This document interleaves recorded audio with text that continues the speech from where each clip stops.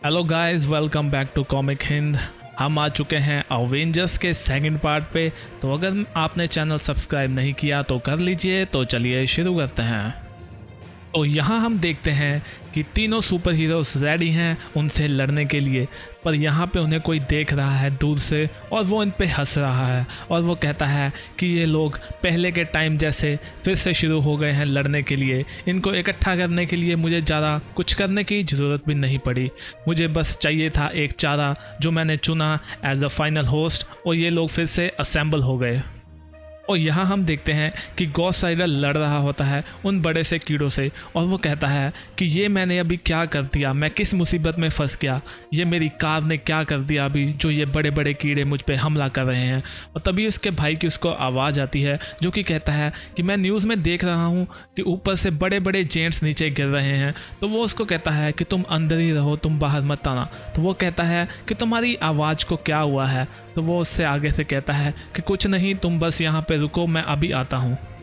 और हम देखते हैं कि रोबी अपनी कार लेके निकल जाता है और वो सोच रहा है कि वो ही बचा है अभी एलए में जो कि है गॉस्ट राइडर, और उसी को कुछ करना होगा। और वो चाहे माने या ना माने, अभी उसको ऐसे ही रहना पड़ेगा। और अगर मेरा ये मास्क नहीं होता तो तुम लोग देख सकते थे कि मैं अंदर से कितना डरा हुआ हूँ। और नेक्स्ट सीन में हम देखते हैं कि जेनिफर भी उस जेंट के पास पहुंचती है और वो कहती है कि मुझे यहाँ से चले जाना चाहिए इससे पहले कि मैं किसी मुसीबत में फंस जाऊं। और वो जैसे ही ये कहती है, उसके अंदर से वो देखती है कि कीड़े निकलने शुरू हो जाते हैं जो कि उसके पास आना शुरू हो गए हैं। और वो कहती है कि वो कितनी बेवकूफ़ है जो वो यहाँ पे आई। और तभी वो नीचे बैठती है और अपने हल्क के रूप में सामने आ जाती है और वो उन कीड़ों को कुचलना शुरू कर देती है। और यहाँ हम देखते हैं कि कैप्टन अमेरिका जो कि जहाज में बैठे हुए हैं वो टोनी से पूछते हैं, टोनी इनकी कोई कमजोरी तो होगी। तो टोनी कहता है कि मेरी एआई बता रही है कि इनकी कोई कमजोरी नहीं है। तो कैप्टन अमेरिका कहते हैं कि ऐसा नहीं हो सकता, तुम्हें पता है एक बार मैंने अपनी शील्ड से ही एक पूरे जहाज को डुबा दिया था। तो टोनी उसे कहता है कि मेरी एआई तो मुझे ये बता रही है कि इसके अंदर तो पता नहीं कितनी ज़्यादा ही शक्तियां हैं और ये कितनी ही फॉर्म से बना हुआ है, तो इसको हराना थोड़ा सा मुश्किल होगा। तो कैप्टन अमेरिका उसको कहते हैं कि ऐसा नहीं हो सकता, किसी चीज़ की कोई कमज़ोरी तो ज़रूर होती है। और तभी वो देखते हैं कि थोर बहुत ही बुरी तरह से उनसे पिट रहा है और वो भी इनको नहीं संभाल पा रहा। और ये सब वही आदमी कहीं दूर से देख रहा है और वो ये हंस रहा है और वो कहता है कि ये तुम्हारे ग्रैंडफादर वाले सेलेस्टियल से भी पुराने हैं। और यहाँ हम देखते हैं कि हल्क उन कीड़ों को कुचल रही होती है, पर तभी वो सेलेस्टियल अपने हाथ से उनको कुचल देता है। तो हल्क कहती है कि तुम मरे नहीं हो, तुम जिंदा हो। तो वो कहता है हाँ, और वो उससे कम्युनिकेट करता है। तो हल्क उसे कहती है मुझे समझ नहीं आ रहा, तुम क्या कहना चाहते हो, इसका क्योर क्या है। और तभी वो देखते हैं कि वो हल्क वहाँ से गायब हो जाती है।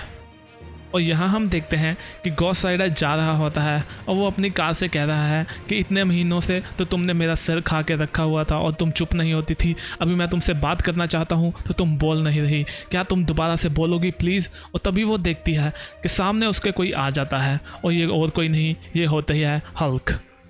और यहाँ हम देखते हैं कि टोनी ने अपनी पूरी ताकत लगा दी है उस पर हमला करने के लिए, पर उसकी एआई कहती है कि टोनी साहब मुझे लगता है कि इनको कोई फ़र्क नहीं पड़ रहा। तो टोनी कहता है कि नहीं, मुझे लगा कि उसने अपनी आँख को झपकाया है। तो टोनी कैप्टन से कहता है कि हमें कोई नई अप्रोच लगानी पड़ेगी क्योंकि ये सब इन पे काम नहीं कर रहा, और मैं ये नहीं सुनना चाहता कि तुमने कितने नाजिस को मारा था एक चाकू से। तो कैप्टन अमेरिका कहते हैं हाँ, मैंने मारा था नाजिस को और वो 30 थे और मैंने उनको चाकू से मारा था। और कैप्टन अमेरिका कहते हैं कि अगर हम इन सेलेस्टियल को कहीं स्पेस पे ले जाएं तो मैं यहाँ पे दुनिया में जितनी भी मिसाइल हैं इन पे छोड़ दूंगा। तो टोनी कहता है नहीं, हमें कोई तरीका ढूंढना होगा ताकि हम इनसे कम्युनिकेट कर पाएँ, और इसके लिए शायद हमें हेल्प लेनी पड़ेगी जीन ग्रे और इंटरनल्स की, क्योंकि मुझे नहीं लगता कि ये चीज़ें ज़्यादा हमें नुकसान पहुंचाएंगी। तो कैप्टन अमेरिका कहते हैं कि ये तो तुम थॉर से पूछो जो बुरी तरह से पिट रहा है। और यहाँ हम देखते हैं कि थॉर बहुत ही बुरी तरह से पिटा हुआ है और कैप्टन मार्वल उसकी हेल्प कर रही हैं उसे उठाने में। तभी टोनी शिकायत करता है कैप्टन मार्वल से कि जो भी वो टैक्स दे रहा है वो कहाँ जा रहा है, इन सब को हैंडल करने के लिए हमें चाहिए थी अल्फा फ्लाइट, वो ये सब क्यों नहीं कर रहे। तो कैप्टन मार्वल कहती हैं कि हमने अपने बेस्ट एजेंट्स इसके लिए लगाए हुए हैं, और वो अपने लोगों को कहती है कि वो हथियार भेज दो। तो यहाँ पे कैप्टन मार्वल ने एक ग्रेनेड्स मंगाए हैं जो कि ओमेगा लेवल के हैं, और ये सब उनको भेज देंगे सूरज में। तो यहाँ हम देखते हैं कि हल्क गोस्ट राइडर की कार को कुचलना शुरू कर देती है। तो गोस्ट राइडर भी कहता है कि तुम ट्राई कर लो, मैंने भी बहुत किया ट्राई कि मैं इसे पीछा छुड़ा सकूं, पर कोई फ़ायदा नहीं हुआ। और गोस्ट राइडर कहता है कि तुम्हें लगता है कि इसने मुझे नुकसान पहुंचाया, तो तुम्हें अभी मेरे आग का स्वाद चखना पड़ेगा। और यहाँ पे वो दोनों एक दूसरे से भिड़ पड़ते हैं। तो यहाँ पे टोनी कहता है कि तुम इन सबको टेलीपोर्ट कर दोगी सन में। तो वो कहती है हाँ, हमें ऐसा ही करना पड़ेगा, क्योंकि हम वो होल को बंद करने में नाकाम हो गए हैं, और यही एक तरीका है।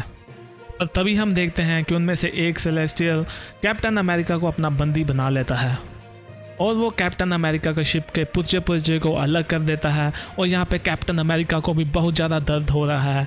वो सभी उनकी हेल्प करने के लिए जाते हैं, और वो थोर को कहते हैं कि उनकी हेल्प करो। थोर कहता है कि शायद हमारे लिए हेल्प आ चुकी है। तो हम देखते हैं कि जो सेलेस्टियल थोर के पास है वो उनमें से एक को हमला कर देता है। ये वही है जिसने उस हल्क को कुछ बताया था। और यहाँ पे हम वापस पहुँच चुके हैं जहाँ पे गोस्ट राइडर और हल्क आपस में लड़ रहे हैं, और वहाँ पे गोस्ट राइडर हल्क को चेन से बांध देता है, और वो कहता है कि मैं तुम्हारा दुश्मन नहीं हूँ, तुम मुझसे लड़ना बंद करो। तो हल्क कहती है अगर तुम हल्क नहीं हो तो तुम मेरे दुश्मन हो। और तभी हल्क खुद को छुड़ा लेती है, और वो हमला करने के लिए आ जाती है गोस्ट राइडर पे। पर वो लोग तभी देखते हैं कि ज़मीन फटनी शुरू हो जाती है, और वो खुद को घिरा हुआ पाते हैं उन्हीं बड़े बड़े कीड़ों से। तो यहाँ पे गोस्ट राइडर कहता है कि हमें इन कीड़ों से भिड़ना पड़ेगा, तो अच्छा यही होगा कि हम फ्रेंड बन जाएं। और यहाँ हम देखते हैं कि वो सेलेस्टियल भी उनसे लड़ रहा है, पर उसमें भी ज़्यादा ताकत नहीं है। और इन सब की घटनाओं पे कोई बंदा पूरी नज़र रखे हुए है कि ये सब क्या हो रहा है और कौन क्या कर रहा है। तभी हम देखते हैं कि कैप्टन अमेरिका कहते हैं कि उन पे ग्रेनेड थ्रो कर दो, तुम मेरी चिंता मत करो। तो कैप्टन मार्वल कहते हैं नहीं, हम तुम्हें पहले बचाएंगे, फिर ही इन पे ग्रेनेड करेंगे। और जैसे ही वो लोग जा रहे होते हैं उनको कोई शक्ति रोक देती है, और वो तीनों टोनी स्टार्क, थोर और कैप्टन मार्वल को एक जगह पे स्टिल कर देती है। और यहाँ हम देखते हैं कि ये बंदा और कोई नहीं, ये है लोकी, जो ये सब कुछ देख रहा था, और इसने ही इनको रोका है ऐसा करने से। तो लोकी कहता है कि तुम लोग मेरे दोस्तों से द फाइनल होस्ट से तो मिल ही चुके हो, मैं यहाँ पे इनकी थोड़ी हेल्प करने के लिए आया हूँ, और हम वो मिस्टेक को सुधारेंगे जो बहुत ही मिलियन साल पहले हुई थी, अभी वो दोबारा से नहीं होगी। तो गाइस, इसी के साथ हमारा ये वाला पार्ट भी ख़त्म होता है।